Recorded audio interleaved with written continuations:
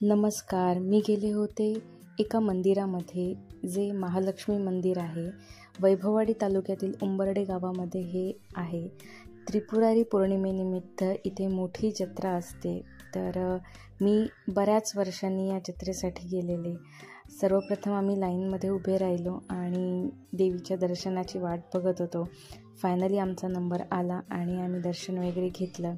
त्यानंतर बाहेर काही दुकानं वगैरे होती, तिथेच थोडा वेळ फिरलो, प्रसाद वगैरे घेतला आणि गेलो मंदिराच्या आवारामध्ये. तिथे तर असे दिवे वगैरे वरती ठेवत होते. त्यानंतर पालखी बाहेर येते मंदिरातून आणि पूर्ण मंदिराला 5 वेळा फेऱ्या वगैरे मारतात. तर या सर्व प्रोसेसमध्ये सकाळ होते आणि त्यानंतर पालखी बाहेर आली आणि ते सर्व सुरू होतं.